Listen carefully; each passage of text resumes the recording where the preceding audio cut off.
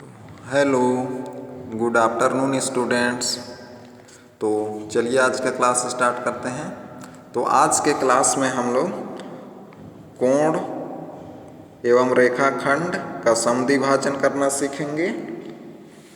तो आइए देखते हैं। तो कोण क्या होता है आप लोग तो समझते ही होंगे या इससे पहले पढ़ चुके हैं हम लोग। तो कोण क्या है? दो रेखाखंडों के बीच फैलाव या झुकाव को कोण कहते हैं। जैसे किसी एक बिंदु पर दो रेखाखंड झुके हों, जैसे ये ओ ए और इसी पर दूसरा रेखाखंड ये ओ बी, तो ये झुके हैं एक बिंदु पर दो रेखाखंड ओ ए और ओ बी, तो इसके बीच ये जो झुकाव है इसी को कोण कहते हैं। तो समझ गए कोण क्या होता है। तो आइए अब देखते हैं। तो क्वेश्चन है 52 डिग्री का कोण बनाकर उसका समद्विभाजन खींचिए एवं रचना के पद भी लिखिए। तो कोण बनाना है 52 डिग्री का और उसका समद्विभाजन अर्थात उसे दो बराबर भाग में बांटना है और रचना के पद भी लिखना है। तो आइए 52 डिग्री का कोण बनाते हैं और उसका समद्विभाजन करते हैं। तो सबसे पहले तो एक रेखाखंड खींच लेंगे किसी भी माप का। तो इस तरीके से हम लोग बना लिए एक रेखाखंड ओ ए रेखाखंड है। तो इस पर हम लोग को कोण बनाना है बिंदुओं पर 52 डिग्री। तो यहाँ पर रखेंगे ऐसा चांदे को और इस तरीके से ये 52 डिग्री का कोण बनाएंगे। 10, 20, 30, 40, 50, तो यहाँ पर आएगा 52 डिग्री, ये हो गया। तो 52 डिग्री का कोण ये बन गया हम लोग का। तो अब इसी को हम लोग को समद्विभाजन करना है, यानी कि दो बराबर भाग में बांटना है। तो 52 का आधा कितना होगा? समद्विभाजन बोल रहा है तो समान दो भाग में बांटना है, तो 26 डिग्री होगा। तो ये हम लोग का 52 डिग्री है, 2 डिग्री है। तो इसको हम लोग को समद्विभाजन करना है। तो आइए करते हैं।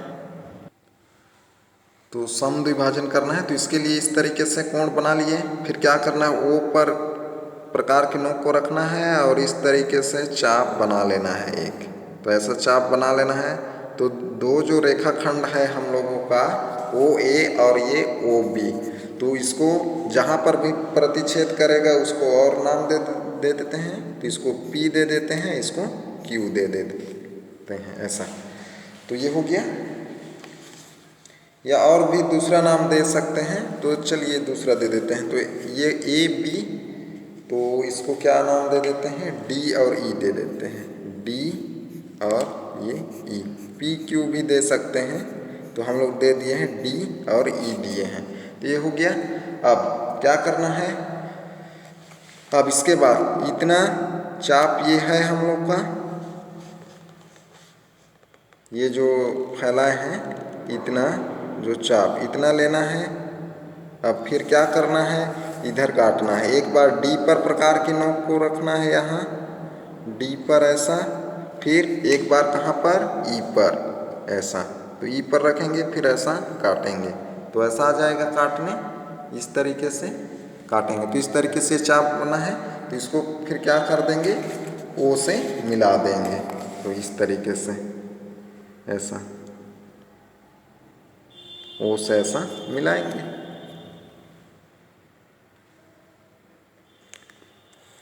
अच्छे से मिलाएंगे इस तरीके से ये। तो यही जो है समद्विभाजन रेखा हो गया, समद्विभाजन रेखा ओ आर ये। तो इस तरीके से बनाना है तो बन जाएगा समद्विभाजन। तो इधर जो हो जाएगा ये 26 डिग्री और इधर भी हो जाएगा 26 डिग्री, तो पूरा 52। तो ये हो गया, बन जाएगा। तो रचना के पद, तो रचना के पद, रचना के पद पहला, तो पहला लिखेंगे। तो आप लोग लिखेंगे, मैं बोल रहा हूँ। तो चांदे की सहायता से कोण, चांदे की सहायता से कोण A O B equal to 52 degree बनाया। ये लिखेंगे, चांदे की सहायता लिखेंगे, फिर उसके बाद में इसको लिख देंगे, ये हो गया। फिर दूसरा में लिखेंगे ओ को केंद्र मानकर, ओ को केंद्र मानकर ओ ए को डी, ओ को केंद्र माने थे, फिर लिखेंगे, एक बार फिर से बोल रहा हूँ। ओ को केंद्र मानकर एक चाप खींचे जो ओ ए को डी पर तथा ओ बी को ई पर काटता है। ये हो गया। दूसरा फिर तीसरा लिखेंगे, डी तथा ई को पुनः केंद्र मानकर चाप काटे जो परस्पर आर पर काटते हैं। तो ऐसे किए थे। ये हो गया तीसरा। फिर ओ को आर से मिलाते हुए एक रेखा खींचे तो रेखा ओ आर ही कोण ए ओ बी का समद्विभाजक है, जिसमें O A equal to 26 A O R equal O B R is equal to 26 degree. तो इतना लिख लेंगे। तो आइए अब आगे देखते हैं। तो इससे पहले हम लोग कोण का समद्विभाजन करना सीख लिए। अब देखते हैं रेखाखंड का समद्विभाजन। तो यहाँ दिया है, रेखाखंड तो समझते ही होंगे। तो रेखाखंड क्या होता है? दो बिंदुओं के बीच की निश्चित दूरी को रेखाखंड कहते हैं। जैसे ये दो बिंदु है तो इसके अगर इसको मिला दें ऐसा, तो यही जो निश्चित दूरी है मान लेते हैं वो ए है ए। तो दो बिंदु के बीच की दूरी को रेखाखंड कहते हैं। तो हम लोगों को यहाँ क्या करना है, 5 सेंटीमीटर का एक रेखाखंड खींचकर उसका समद्विभाजन कीजिए तथा रचना के पद भी लिखिए। तो 5 सेंटीमीटर का एक रेखाखंड खींचना है और समद्विभाजन करना है। तो आइए करते हैं। तो सबसे पहले तो 5 सेंटीमीटर का एक रेखाखंड खींच लेंगे। तो इस तरीके से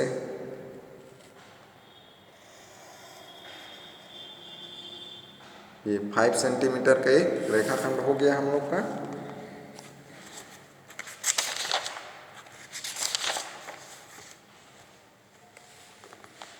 ए बी। आप लोग और एक शीश ले लेंगे तो प्रकार से ऐसा फंसाया हुआ से लिखना ना पड़े। तो ये 5 सेंटीमीटर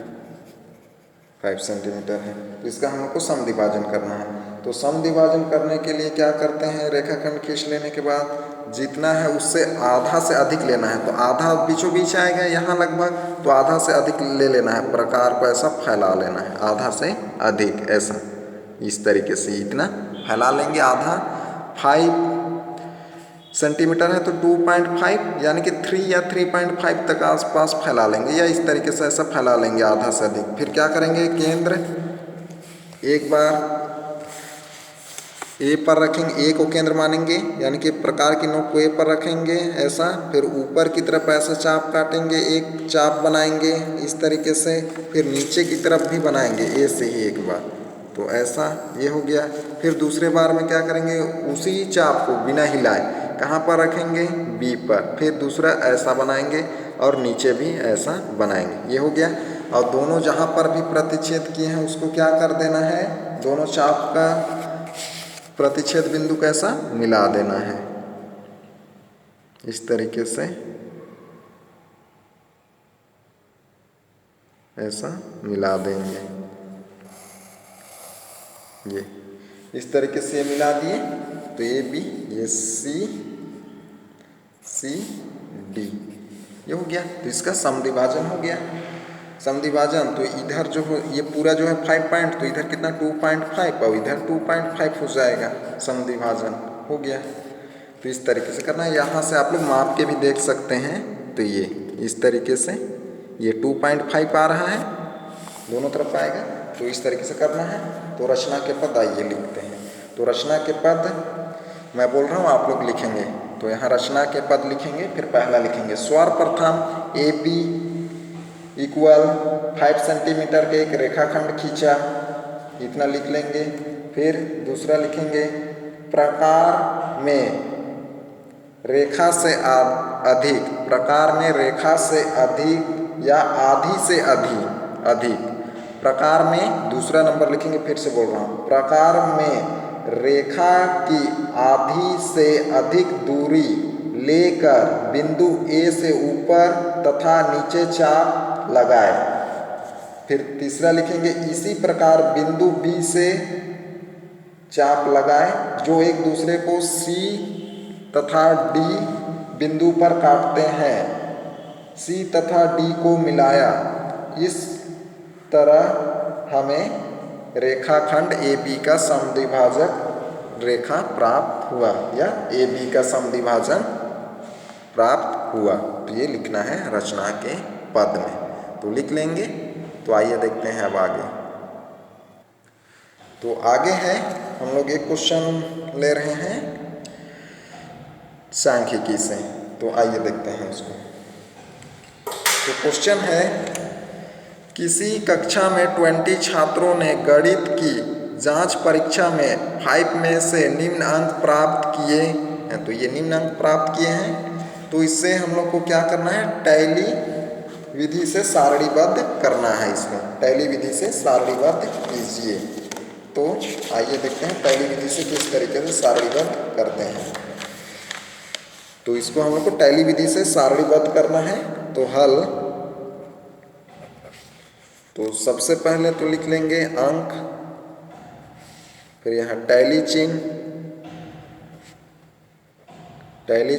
फिर ये बारंबारता,